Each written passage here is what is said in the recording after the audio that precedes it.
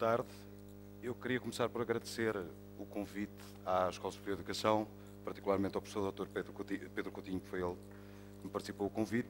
Queria agradecer a todos que estão presentes e a todos aqueles que, mesmo não estando presentes, vão assistir a esta conversa a partir da internet.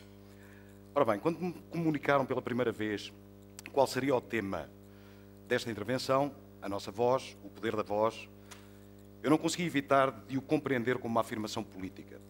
Não necessariamente ideológica, com certeza não sectária, mas definitivamente política. A nossa voz encerra o que é nosso, o que nos define como sujeitos, o que nos define enquanto coletivo e, sobretudo, aquilo que nos aparta de todos os outros que não somos nossos, que não somos nós. Ora bem, desde a pré-história até à idade contemporânea, foram vários os meios e as técnicas que a humanidade encontrou para ir acrescentando à necessidade de comunicar, à necessidade de partilhar com os seus semelhantes a forma como se compreende a si próprio e a forma como compreende o mundo envolvente. Entre elas, naturalmente, a música. É de música que eu vos vou falar. Sou um melómano convicto e confesso, a música foi e é uma parte importante da minha vida, e o que eu me proponho de seguida com vocês é partilhar meia dúzia de considerações que ilustram a minha relação com a música, mas também necessariamente com o mundo e com o estado atual das coisas. Ora bem, há algo de primordial nessa necessidade humana de partilhar com o seu semelhante a forma como se concebe a si próprio e ao mundo. Julgo que não será muito arrojado neste momento afirmar que desde a pré-história a música foi assumido como um veículo primordial, está sempre a cair, um veículo privilegiado de comunicação e também um meio com um potencial gregário indiscutível, agregar indivíduos. Eu não consigo segurar isto, alguém me dá aqui uma ajudinha, por favor.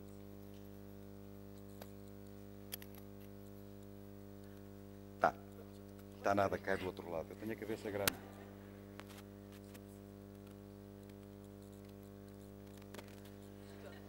Vamos tentar continuar assim.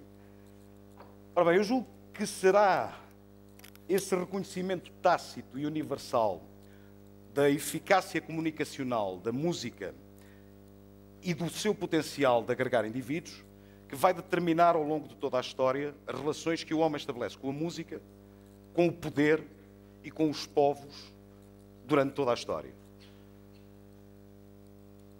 Com o processo civilizacional em curso, a crescente centralização de poder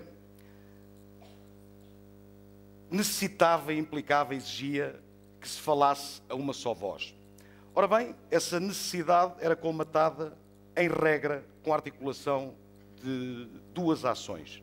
Se, por um lado, o poder político se via forçado a difundir incessantemente e insistentemente a voz tida como oficial, por outro lado, havia a necessidade de silenciar e obliterar todas as vozes assumidas como dissonantes.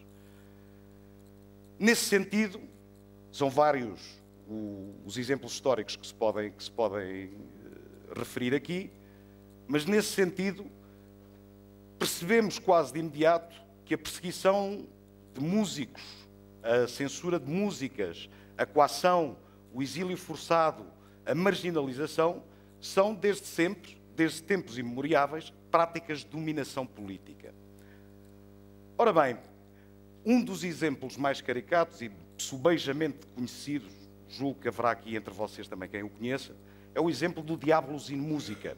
Durante a época medieval, as autoridades eclesiásticas, na altura um dos poderes institucionais, proibiram que na composição musical se utilizasse uma determinada distância intervalar de sons que supostamente e alegadamente produziam dissonâncias capazes de evocar o demónio.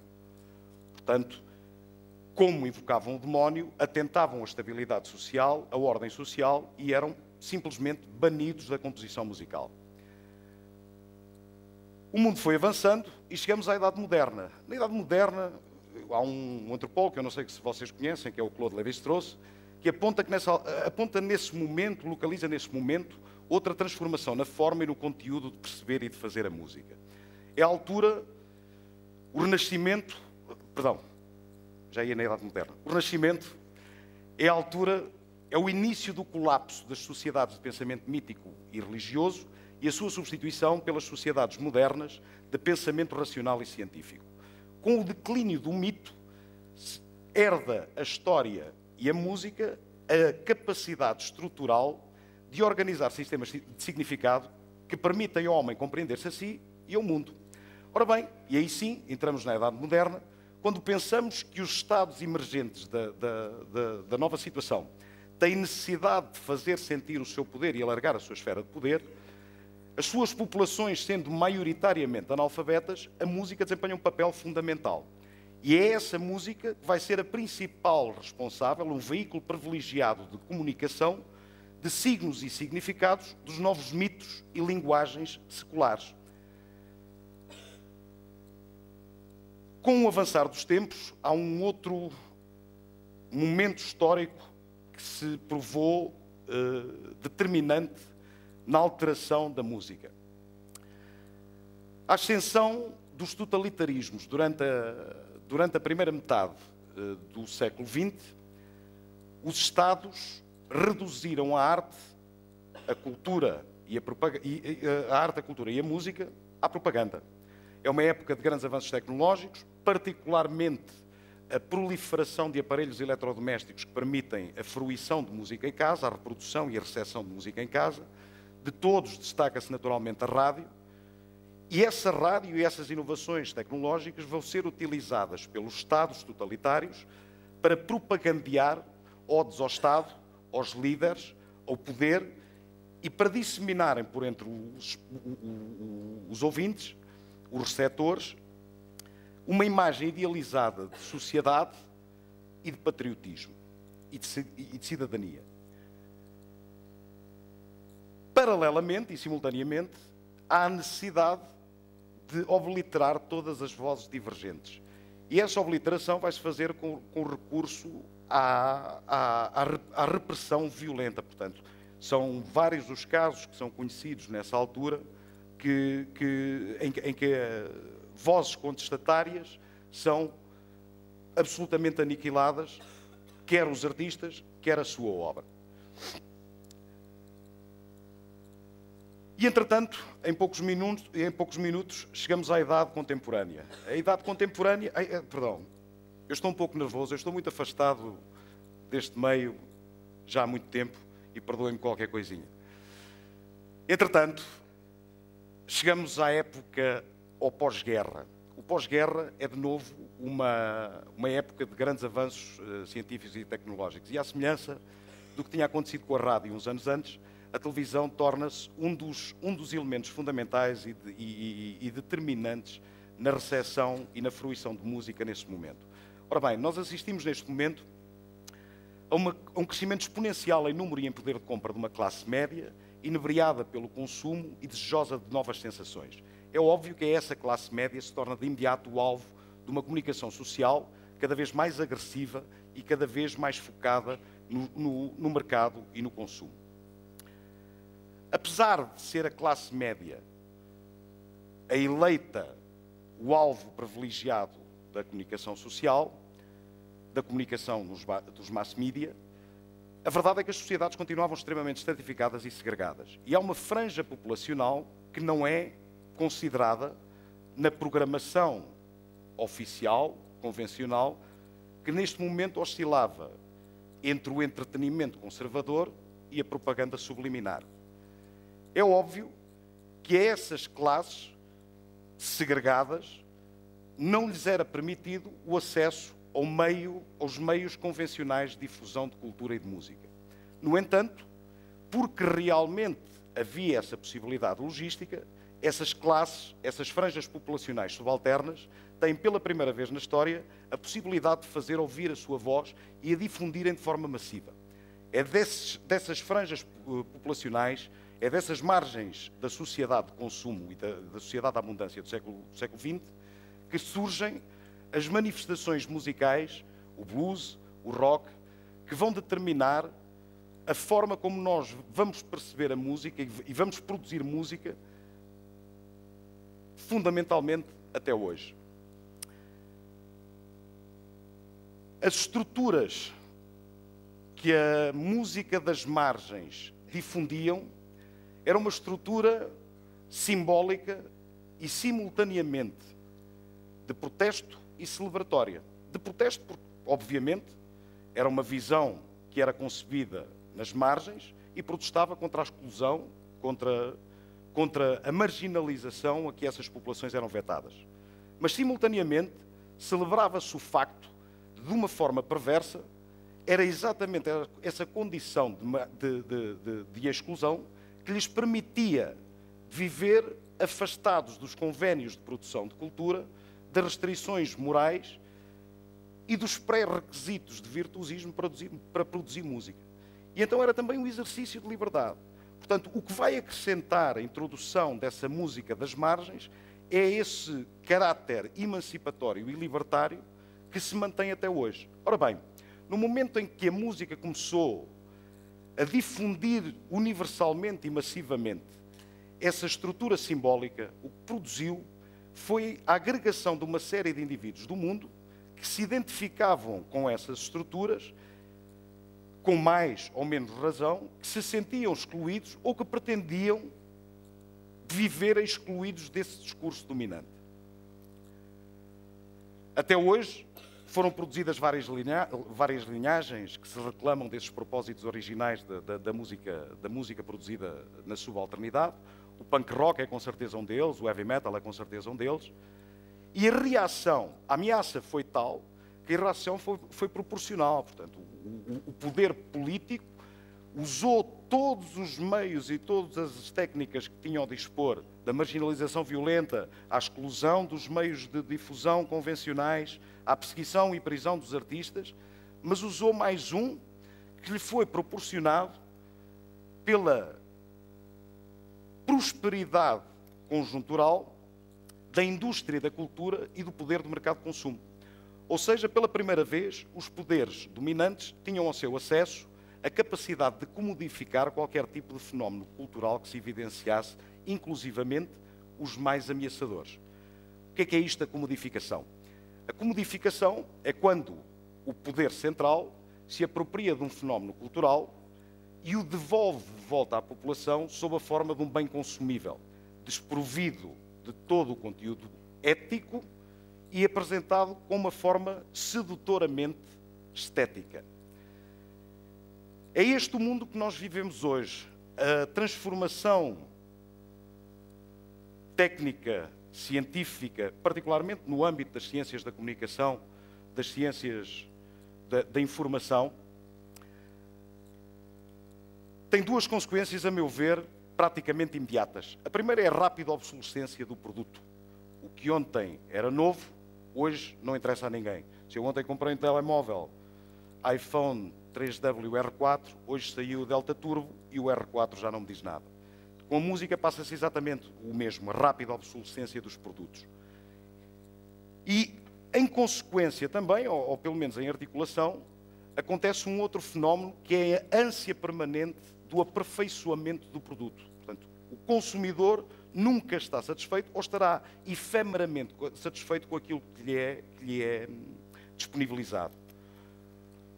Hoje vivemos uma altura em que os lançamentos não conseguimos acompanhar, o consumidor não consegue acompanhar os lançamentos fonográficos que acontecem um pouco por todo o mundo, tal qual como acontece com a fotografia, tal qual como acontece com algum tipo de jornalismo. A música sofre exatamente o mesmo problema. Há um overflow de informação que não nos permite acompanhar a música. Entretanto, foi deslocalizada das redes tradicionais de difusão e hoje a maior parte das pessoas consomem música via YouTube, via redes sociais e ouvem eventualmente pedaços de música. Quase nunca chegam ao fim, quase nunca têm acesso à totalidade do produto cultural. Ora bem, no entanto, nós hoje poderíamos ser levados a pensar que com todas essas inovações tecnológicas, nomeadamente uma que é muito importante, a possibilidade de comunicação audiovisual em tempo real, a música teria perdido esse caráter, essa eficiência comunicativa e essa capacidade de agregar as pessoas em torno de um sentimento de pertença comum. Mas não, pelo contrário, a música hoje está cada vez mais presente no nosso cotidiano.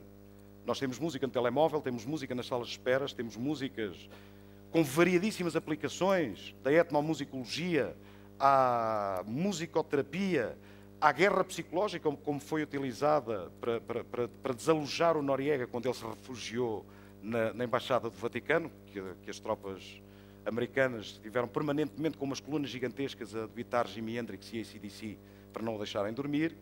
Portanto, a música está omnipresente. Todos os tipos de música, todos os tipos... Parece, aparentemente, essa intromissão do poder político na música deixou de existir. Pelo menos essa repressão coerciva, pelo menos esse tipo de distorção política da música deixou de existir. Será que deixou? Onde é que nós vamos tentar compreender a importância que o poder político continua a reconhecer na música? Nós temos vários episódios mais recentes. Temos no Egito bandas de heavy metal que foram há bem pouco tempo perseguidas e aprisionadas por blasfémia. Temos muito recentemente um grupo de punks na Indonésia que foi preso pelas autoridades policiais e religiosas e foram reencaminhados para um campo de reeducação, onde os seus moicanos foram rapados e as vestes que os associavam ao movimento punk foram destruídos. Podíamos também pensar, isso só acontece nos países do terceiro mundo, só aparece naqueles países mais ou menos teocráticos. Desenganem-se. Após o 11 de setembro, foi publicada, à boa maneira inquisitória, foi publicada uma lista de bandas e de músicas proibidas, porque prejudicavam o esforço de guerra que se pretendia instigar na altura na população americana, que incluíam bandas como os Anthrax ou temas como Give Peace a Chance, do John Lennon. Portanto, esta ação repressiva do Estado revela a importância que as autoridades políticas ainda hoje continuam a atribuir à música. O que aprendeu o poder político, entretanto, e ao longo de todo este processo, é que toda essa repressão violenta despertava uma reação proporcional. E o que aprendeu ao longo dessa relação foi a atuar de uma forma muito mais difusa. E cada vez mais a ação da distorção política das vozes dissonantes é feita através da comodificação dos produtos culturais. Se não vejamos, nomeadamente, às populações africanas escravizadas no Novo Mundo, foi-lhes proibido o uso de tambores, numa tentativa deliberada de impedir ou dificultar a agregação de indivíduos e de lhes negar a preservação da identidade cultural.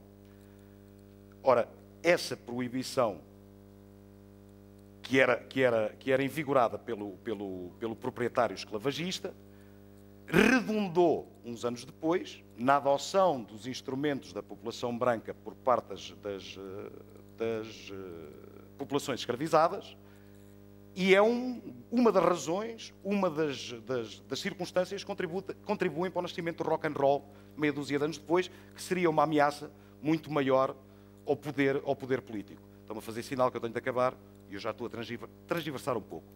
Ora bem, a consciência deste estado de coisas e a simples possibilidade de nós pensarmos que tudo isto é um logro, tudo isto é uma fraude, tudo aquilo que chega até nós é manipulado e instrumentalizado pelo poder político, facilmente nos impele no sentido da inércia, facilmente nos impele no sentido do cinismo e do conformismo. Eu digo exatamente o contrário. Eu digo que deve estimular-nos a agir. E o que nós fizemos, em conjunto também com o Pedro e com a Daniela, em Viseu, em 2013, foi fundar uma associação cultural, foi através do associativismo e do cooperativismo, fundar uma associação cultural sem fins lucrativos, com uma ação, uma vez que não podemos mudar o mundo, porque realmente a desproporção de poderes é imensa, com uma ação localizada e focalizada numa área em que nós consigamos ver mais imediatamente os seus resultados e onde eles serão mais impactantes. À escala local, à escala vicinal, à escala daquelas pessoas com quem nós convivemos todos os dias. O êxito, parece-me, o sucesso da iniciativa foi extraordinário e realmente o que nós conseguimos com isso foi criar uma rede, uma estrutura alternativa à oferta que existe nesta cidade, à oferta convencional nesta cidade, e o que nós despretensiosamente acho que conseguimos foi realmente devolver alguma humanidade àquilo que são as relações criadas em torno da música. Não são já virtuais, são humanas, são palpáveis, e se não fazer um mundo melhor, pelo menos tornar a experiência de vida mais gratificante e devolver um pouco de sanidade às pessoas envolvidas. Muito obrigado.